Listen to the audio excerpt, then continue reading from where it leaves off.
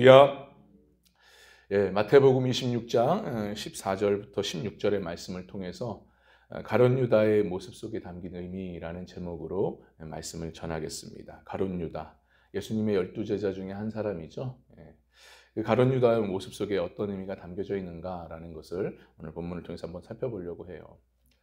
자, 우리는 지난 시간까지 계속해서 막달라 마리아라는 한 여인의 아름다운 신앙의 모습을 우리가 살펴보았습니다. 자, 오늘 본문에 보니까 이어서 한 남자가 나옵니다. 그 남자가 바로 누굽니까? 가룟 유다라는 사람이에요.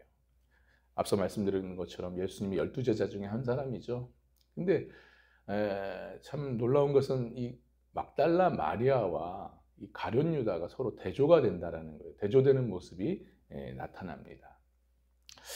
지난 시간에도 말씀드렸지만 이 막달라 마리아는 어떻습니까? 예수님께 값비싼 향유옥합을 깨뜨려 주님 앞에 드리지 않았습니까? 근데 이제 이것을 가지고 이 가룟 유다는 왜 좋은 일에 더 쓰면 좋을 텐데, 그러니까 가난한 자들에게 나눠주면 될 텐데 왜 이것을 그렇게 허비하느냐라고 막 꾸중하고 책망하고 비난하였다는 거죠. 어쨌든 마리아를 굉장히 괴롭힙니다. 예수님께 헌신한 마리아를 괴롭히고 막 꾸중을 하죠.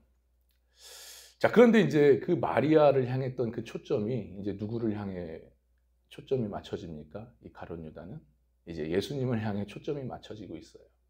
그래서 예수님에 대해서 지금 엄청난 음모를 꾸미고 있죠. 그것이 바로 오늘 본문에 나오는 대제사장들에게 찾아가서 예수님을 팔아넘기려고 하는 그러한 일들을 행하고 있다는 거죠. 자, 우리는 오늘 본문에 이러한 이 가룟 유다의 이 모습과 그 속에 담긴 의미를 우리가 좀 살펴보려고 합니다. 참으로 우리가 이 모습, 이 담긴 의미를 살펴볼 때 우리는 한 가지 좀 기억해야 될 것이 있어요. 그게 뭐냐? 바로 가룟 유다의 이런 모습을 우리는 항상 반면 교사로 삼아서 우리의 신앙을 점검하고 우리의 신앙을 바른 신앙으로 다잡는 그러한 말씀의 시간이 되어야 될 줄 믿습니다. 어쨌든 간에 이 가룟 유다의 이 모습을 우리는 반면 교사를 삼아야 돼요. 그래서 그렇다면 이제 가룟 유다, 이제부터 이제 가룟 유다가 그럼 과연 어떤 모습 속에서 나가고 있고 그 속에 담긴 의미가 뭔지를 이제 한번 살펴보려고 합니다. 자, 가룟 유다의 모습 속에 담긴 의미 첫 번째입니다. 첫 번째는 뭐냐? 유다가 예수님을 넘겨줄 것을 말하고 있습니다. 가룟 유다가 대제사장들에게 찾아가서 예수님을 넘겨줄 것을 말하고 있다는 거예요. 그 말씀이 바로 14절, 15절에 나와 있죠.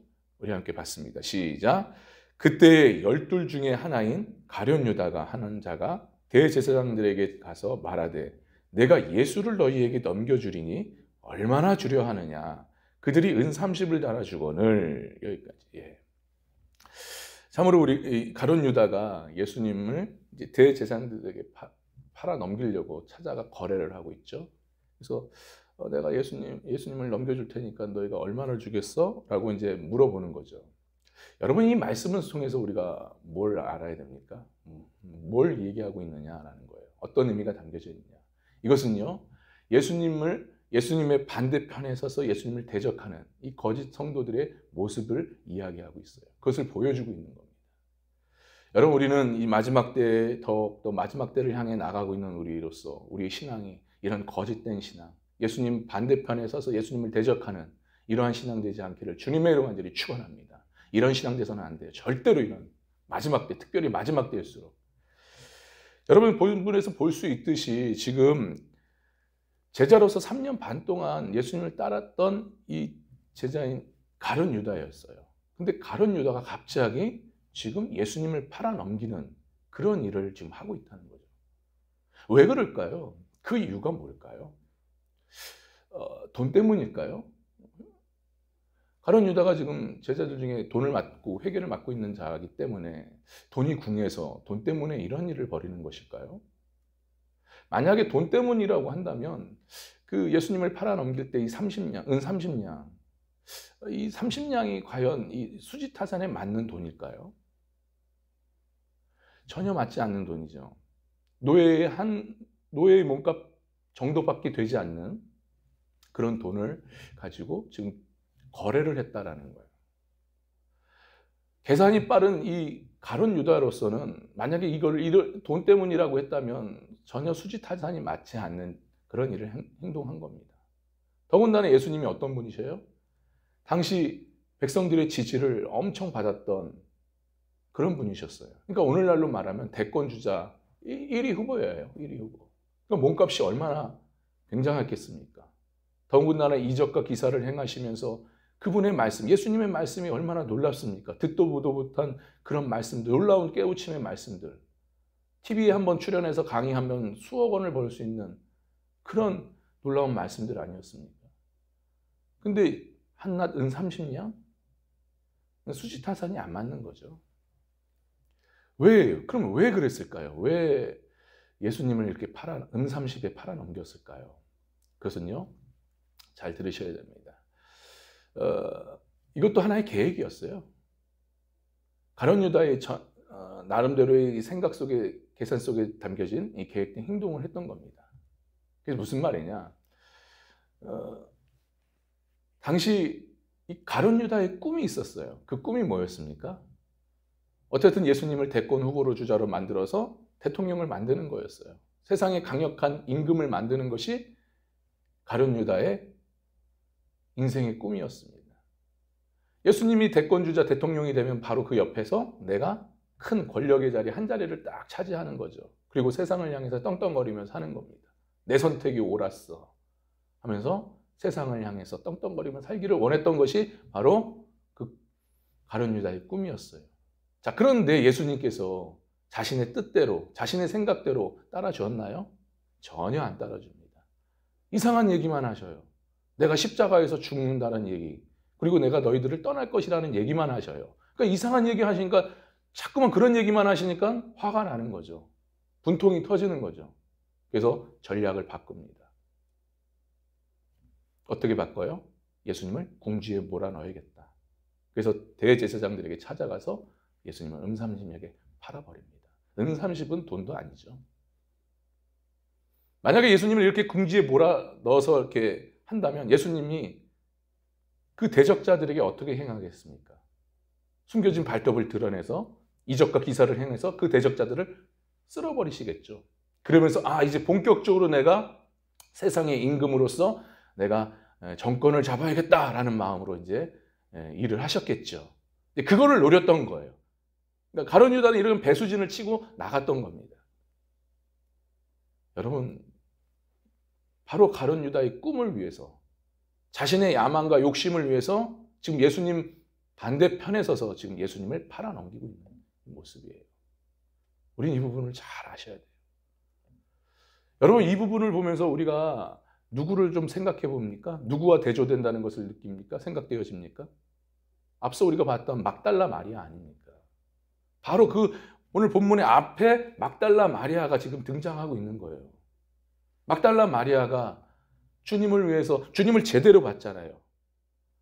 제대로 보고 나서 주님께 귀한 향유옥합을 깨뜨려 예수님의 구원 사역을 준비하면서 그 일에 동참하지 않습니까? 예수님의 편에 서서 예수님과 함께 지금 주님의 뜻을 이루어 나가고 있지 않습니까?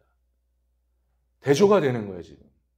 그러니까 마태복음에서 이 마태는 뭘 보여주려고 하는 거예요? 물론 예수님께서 앞으로 십자가에서 돌아가실 거라에 대한 그 예언의 그 일들, 성취될 일들에 대해서 예견을 하면서 하는 거지만, 앞서 막달라 마리아와 비교하여서 기록한 것은 뭡니까? 결국 양과 염소가 있다라는 것을 얘기하고 있는 거예요. 특별히 마지막 때 우리 달란트 비유, 그 다음에 양과 염소의 비유를 보지 않았습니까? 교회 안에서도 이러한 두 부류로 나눠진다라는 거예요. 하나님 세우신 이 교회 안에서도 이런 부분들이, 이런 자들이 나눠진다는 것을 얘기하고 있습니다.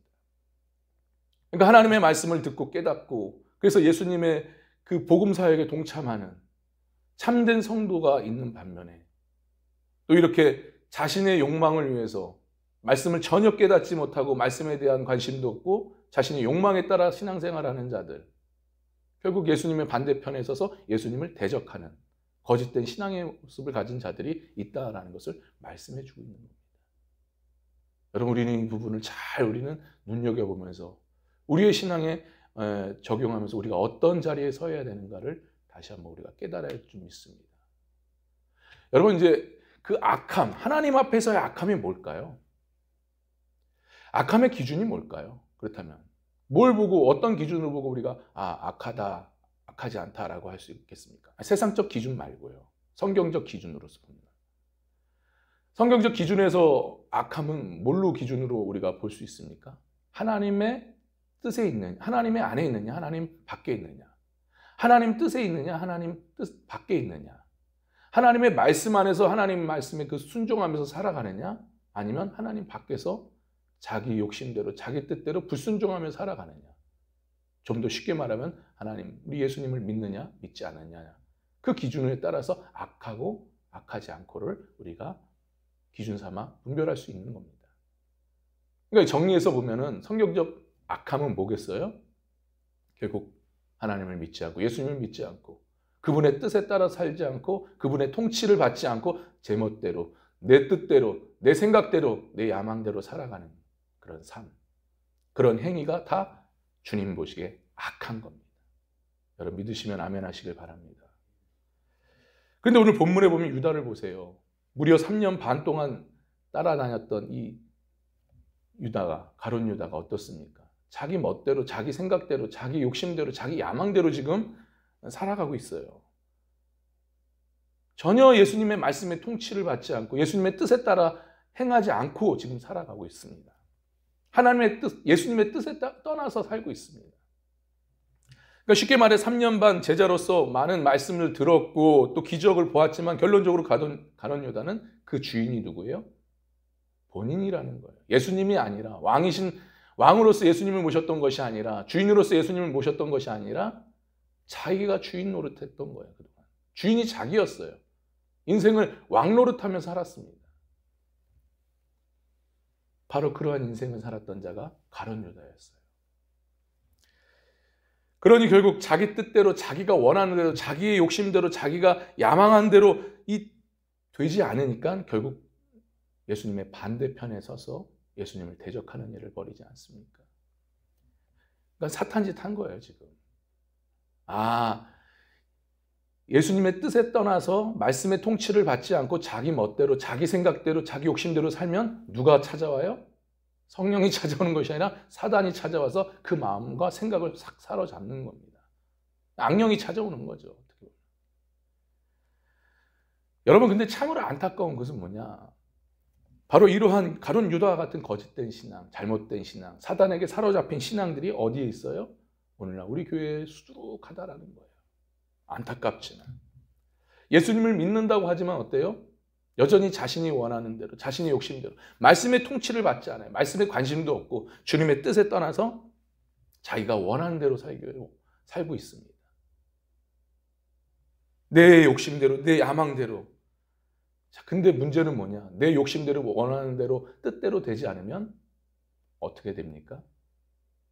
바로 예수님 맞은편에 서서, 반대편에 서서 예수님을 대적합니다. 근데 그 대적함이 예수님이 보이지 않으니까 어떻게 원망과 불평을 내세울 수가 없잖아요. 그럼 그거를 누구한테 풉니까? 누구에게 화살을 돌리고 누구에게 그 분노를 표출합니까? 누굴 것 같아요? 주님이 세우신 종, 그리고 복음의 일꾼들에게 그 화살을 돌려버립니다. 그리고 원망과 불평을 앞세우면서 대적을 하죠. 보세요. 마리아, 주님께 헌신했던 마리아, 향유 옥합을 깨트려 주님께 헌신하여 주님의 구속의 사역에 함께 동참했던 이 복음의 일꾼 마리아, 그 마리아를 누가 괴롭혔어요? 가룟 유다가 괴롭히지 않습니까?